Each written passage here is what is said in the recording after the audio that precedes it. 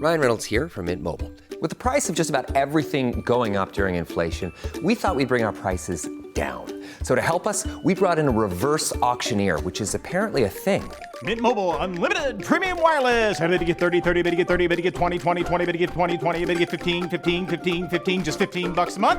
Sold! Give it a try at mintmobile.com/switch. $45 upfront payment equivalent to $15 per month. New customers on first 3-month plan only. Taxes and fees extra. Speed slower above 40 gigabytes detailed.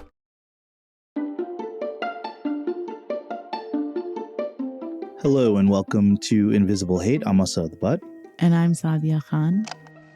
On August 13th, 2021, newlyweds Crystal Turner and Kylen Schulte are hanging out with friends.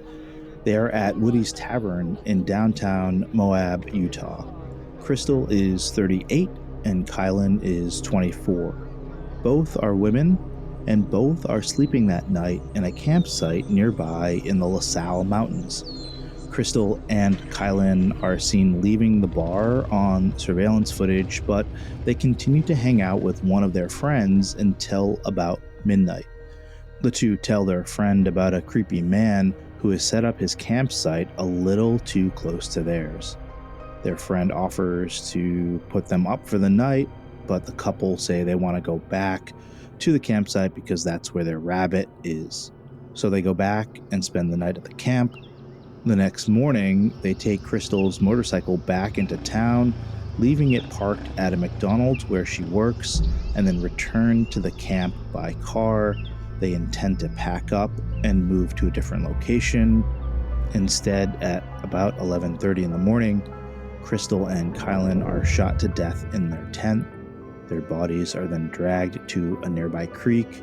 They are left partially dressed, but with no signs of sexual assault. This is Invisible Hate.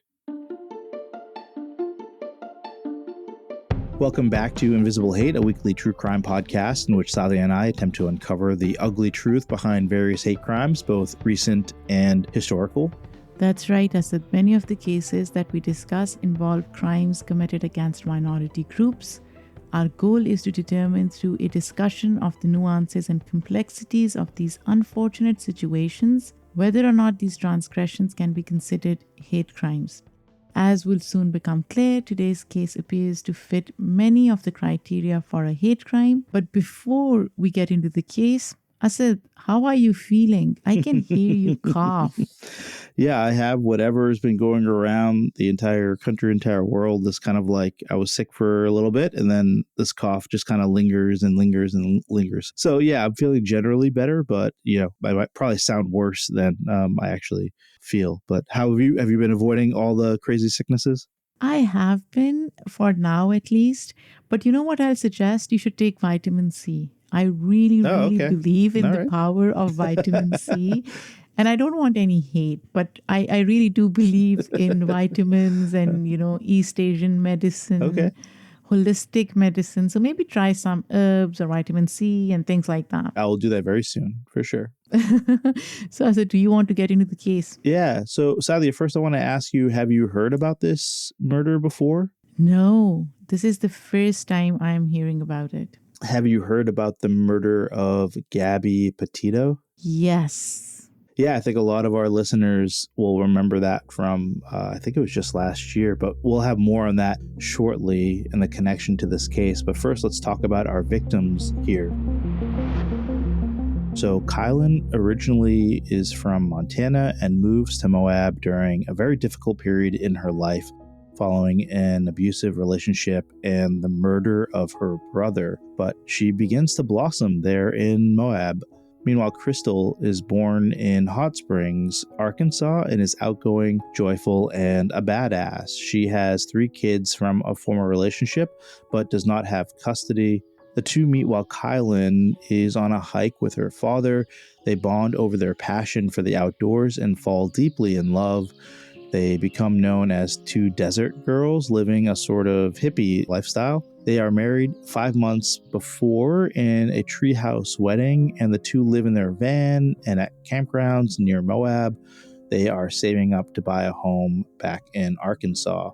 They both have jobs in town and are known by locals for their fun, goofy relationship, and active lifestyle. They have camped many times in the spot where they are that day in August, about 45 minutes outside of Moab, but never before have they had another camper lurk so close by and intimidate them. This shirtless, bearded man howls at them and walks around their site at night. This is really scary, Asad, and I wonder why they decided to go back to the campsite. Yeah. You know, the guy seems pretty scary to me. Yeah, I would imagine that, Saadia, that maybe when it first started happening, you kind of think, okay, maybe this is just like a one-off thing. This guy will kind of disappear, but it seems to happen more and more because the next day they notice him leave the campground, but he returns later with groceries. So that's when the women plan to move to a new site the next morning. And while in town that night, the women mention this man to their friends, and even Kylen says, if something happens to us, we were murdered. Like, she actually says that to her friend. Oh my gosh. Friends say the couple say out loud where they are camping, so anybody in the tavern could have overheard and followed them. But at the time, nobody really believes they are in grave danger. The following morning, you'll remember they came down, parked their motorcycle at the McDonald's, and then they're heading back to the camp by car. And that's when it is believed that their killer follows them and ambushes them in their tent. Kylen is believed to be shot first, and then Crystal as she tries to run away. They are shot multiple times with 2 different types of ammo. One kind is unusual, Saadia. It's just one that causes deeper wounds, and the shots are heard on nearby surveillance video from a ranch. So, Saadia, what ends up happening is a couple days later, the women are reported missing after Crystal fails to show up for work. A friend of Kylen's father, Cindy Sue Hunter, helps him look for the couple driving all over Moab, asking friends and acquaintances if they know where the women were camping. She expects that they're either injured or got their car stuck somewhere. 2 days after they're reported missing, Hunter locates their car and pet rabbit. She then sees Kylen's body in a nearby creek and calls police. At the time, Hunter says she thinks the slayings are a hate crime. I said, I am a bit confused here, right? Now, both women share with their friends that there is this creepy guy lurking around, and if something happened to them, they would be murdered. In that situation, if my friends said something like that to me and then they went missing the next day, the first thought that would come to my mind is, oh my gosh, were they murdered? Did something happen to them? Like, is that creepy man responsible for something really sinister? But it seems like they were reported missing and people accepted that, I guess. Well, so I think we need to get into this kind of like lifestyle and how their friendships operated. Like, you know, I think it's not uncommon for people that are living in camps or known for active outdoor lifestyles to, you know, be off the grid for a couple days at a time, especially if they have no place to be. So, you know, I don't think it's uncommon for people, especially hikers or campers, to be off, you know, unavailable or missing, but without causing alarm, you know, for a couple days at a time. I'm sure that their friends took what they said seriously, but you know, you never think that you're going to be the victim or your friends are going to be the victim of a murder, right? Like, you could joke about it or even say it, but like, do you actually think that that's a possibility? I think most people would say no, you know, and hindsight here is 2020, unfortunately. Yeah. This seems so bizarre to me, Asad. But anyways, we are going to take a break before we talk about the reaction to these gruesome murders.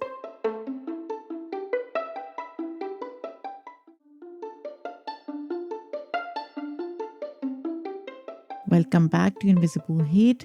So, Asad, what happened next? Yeah, so why don't we first start with the town itself? So Moab is a crossroads city of about 5,000 people, many of whom know the vibrant couple, and everyone is afraid and many are in mourning. The Moab police and the Grand County Sheriff's Office start investigating. However, weeks go by with very little word from law enforcement. The sentiment from locals is that police and city officials are staying mum about the murder so as to not curb tourism, which brings in over 1 million people every year. The thought there, Saadia, is that like if people hear that there was a murder that happened or murders that happened, that they would not come and bring their tourism dollars. I can see that, yeah. Many in the community call for the Grand County's district attorney to resign for the lack of movement in the case. The DA is also criticized for her opposition to the death penalty. And then, Saadia, the newspaper in town, the Times Independent there in Moab, publishes an article with a really sensational headline revealing sordid new details, likely something about being found partially undressed, although that headline is no longer available. And so, readers are really upset about it. And the editor actually quickly issues an apology and changes the article's title. Good for the editor, Asad. I mean, that seems rare, right? Newspapers don't take responsibility normally. Yeah, no, I totally hear what you're saying. And, I think this is also just kind of small town mentality and just being aware of, especially as a newspaper editor, like, what you're writing about affects, people that you meet all over, town on a daily basis. Little Moab, however, is very much on the national radar as well during that time. So we mentioned earlier on this connection to the Gabby Petito case, which I think a lot of people know about, especially if you're true crime junkies like all of us. Where is Gabby? That's the question haunting the parents of a 22-year-old woman who was last seen on a cross-country road trip with a young man she identified as her fiancé. The fiancé reportedly returned with the camper van, but no Gabby. So on August 12th, just the day before the women are last seen in public, Moab police are involved in the now infamous roadside dispute between Gabby Petito and Brian Landry. People will remember that Petito and Landry, like Kylen and Crystal, are living the van life and are in the midst of a cross-country trip. And the connection here to the case is that both Petito and Landry, as well as the bystander that calls 911, are outside the Moonflower Community Cooperative where Kylen works. Moab police at that time separate Petito and Landry, but eventually they continue on their way together to Wyoming. Petito, as people will recall, is killed sometime around August 28th, so about 2 weeks after Kylen and Crystal. She is reported missing around September 11th.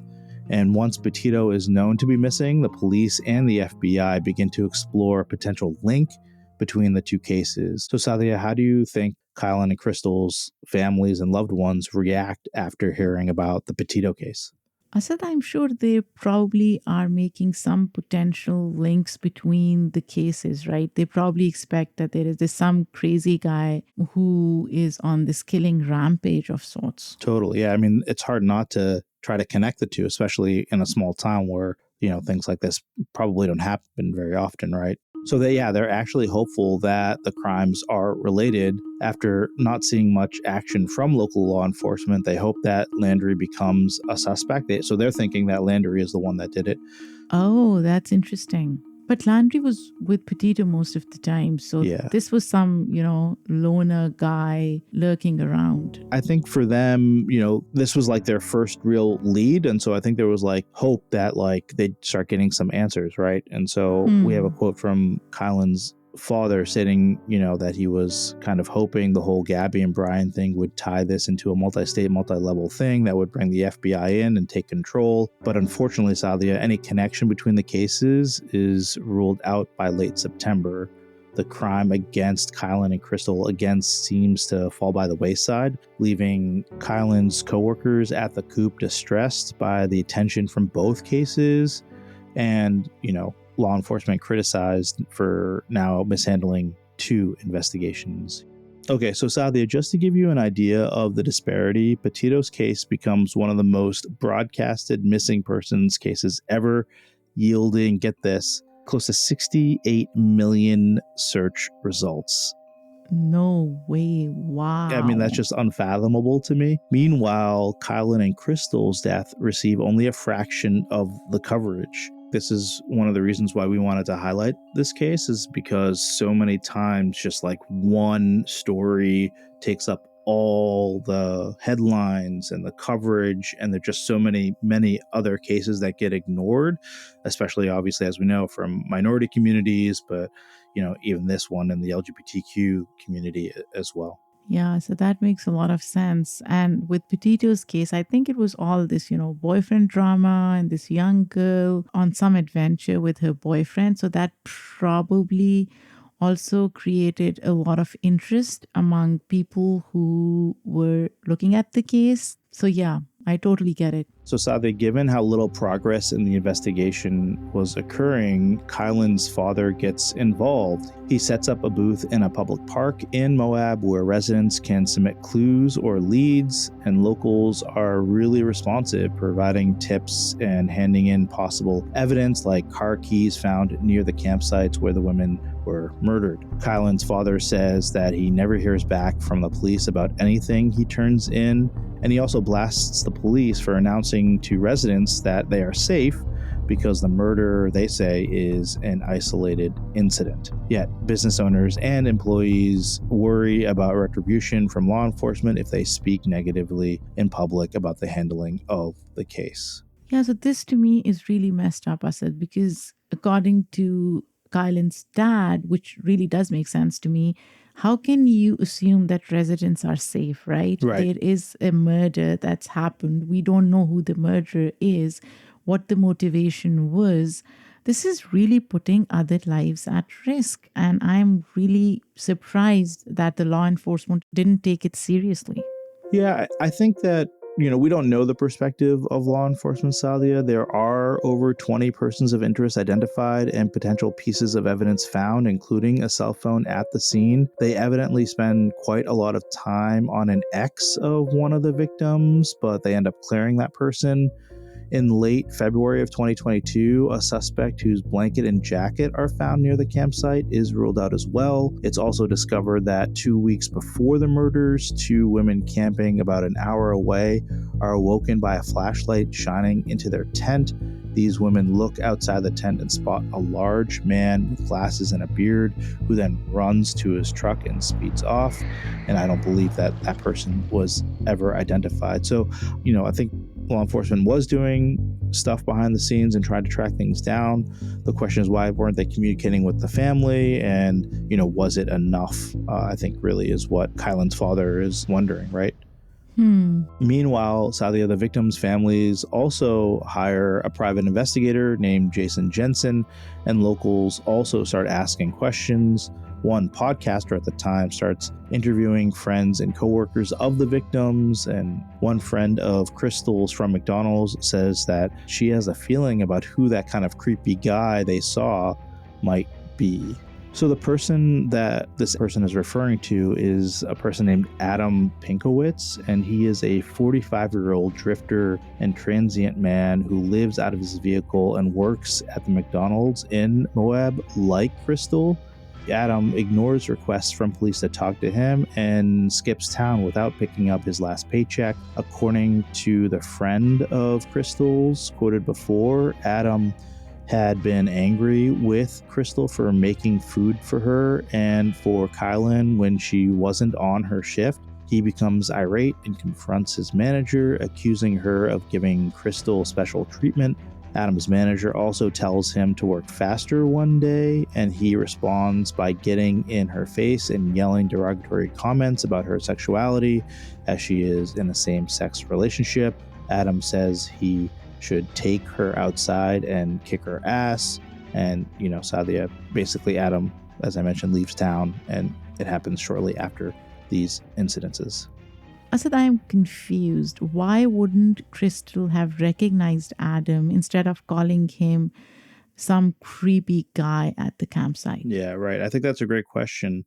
And, I think the thing to note is that employees at the time were all masked for COVID, and both Crystal and Adam worked different shifts. Her work friend says that Crystal likely only crossed paths with him that one day that she came in to make burgers on her day off, and might not have recognized him later, especially since he complained to his boss not to Crystal directly.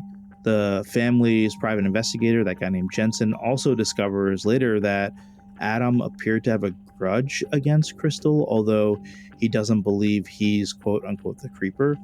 And, interesting enough, like, we don't know whether it's because of the private investigator or because of Kylen's dad or other information, but actually police officially name Adam Pinkowitz as a suspect the following May. He'd been one of the initial kind of people of interest. So he was one of the initial people then. But why didn't the police track him down earlier?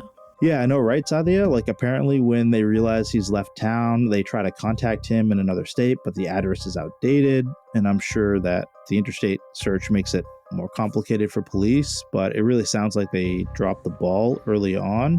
When Adam is announced as an official suspect, Kylen's father says the following. There's no good reason for what happened. Whether or not he was upset with the girls getting preferred treatment at work, I think that might be answered when we get the full evidence. Police finally track Adam down after the murders. However, they are in for a surprise. Adam shoots himself in a motel in Iowa on September 24th, 2021, a little over a month after the murders. Oh, wow. Officials don't learn this until late March 2022. So about 6-7 months later. Yet there is an overwhelming amount of evidence pointing to him. One detective from Salt Lake City says, and I quote, "If he was alive, this would be a situation where we have enough to place him under arrest, and we feel like we would be able to take him to trial and get a guilty connection." Saadia, we're going to take a quick break, and then when we come back, we'll review all this evidence against Adam Pinkowitz.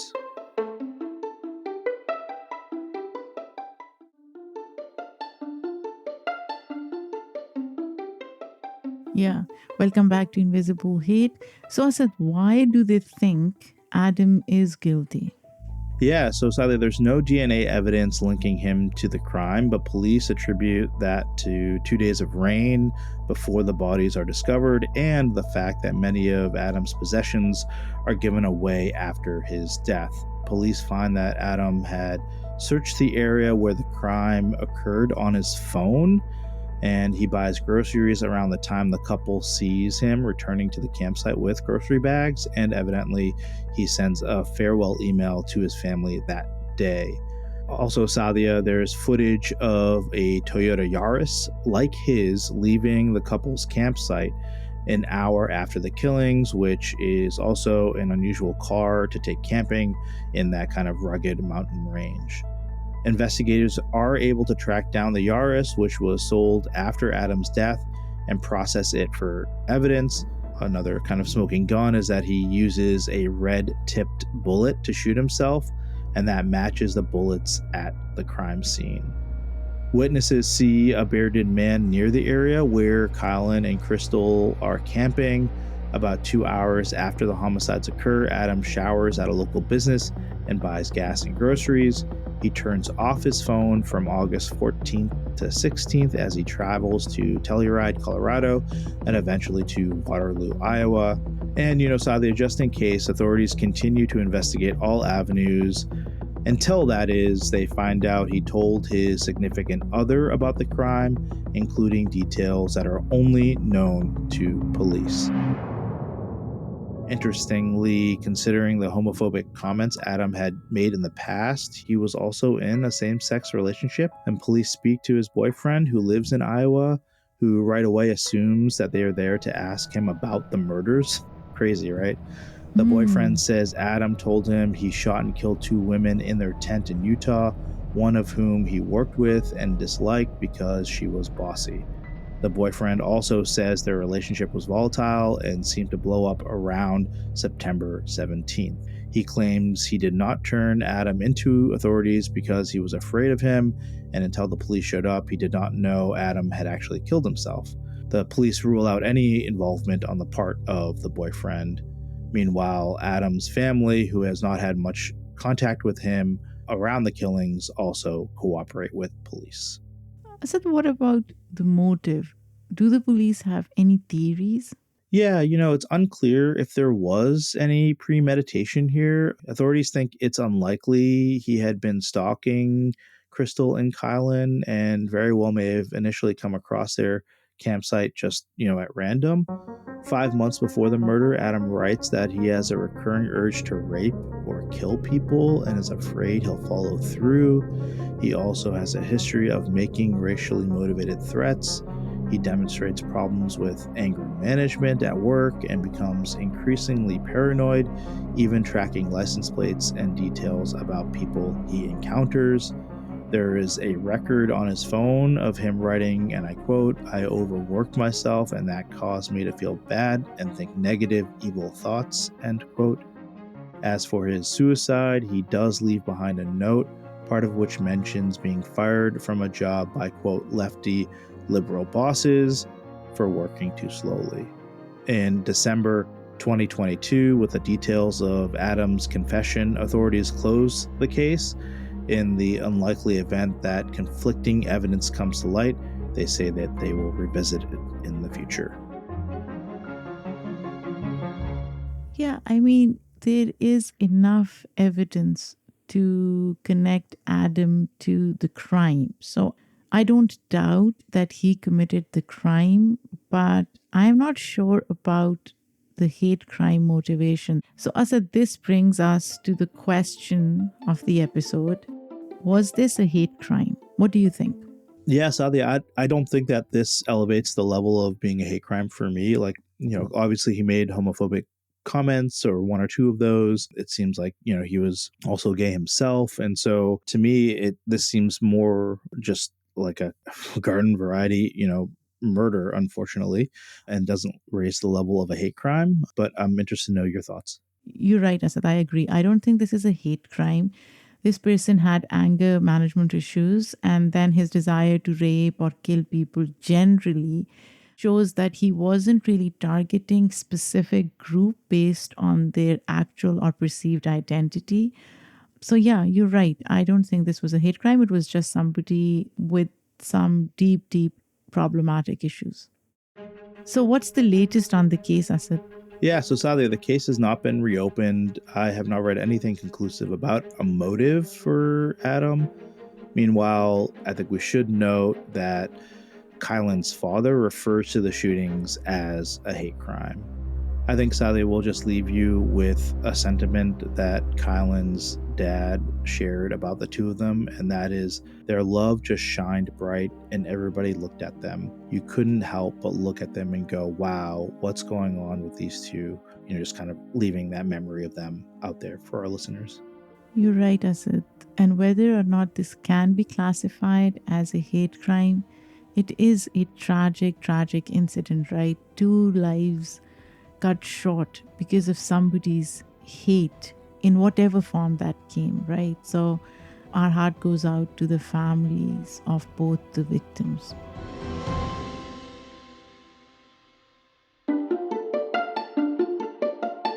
That's going to do it for this episode of Invisible Hate. We really thank you for listening. If you want to learn more, please check out the links in the show notes about the case. You can also email us your thoughts or on this story or any other story that we cover. You can reach us at info@invisiblehatepodcast.com or find us on the socials. You can just search Invisible Hate Podcast. Invisible Hate is a joint production of Refilion Media and Immigrantly Media. We would like to thank our team, which includes Michaela Strother, Emmanuel Monahan, Lindsay Campbell, and Paromar Chakravarti. Our music was done by Simon Hutchinson. We will be back next week with another hate crime for us to analyze. Until next time, take care. I am Saadia Khan. And I'm Asad Butt.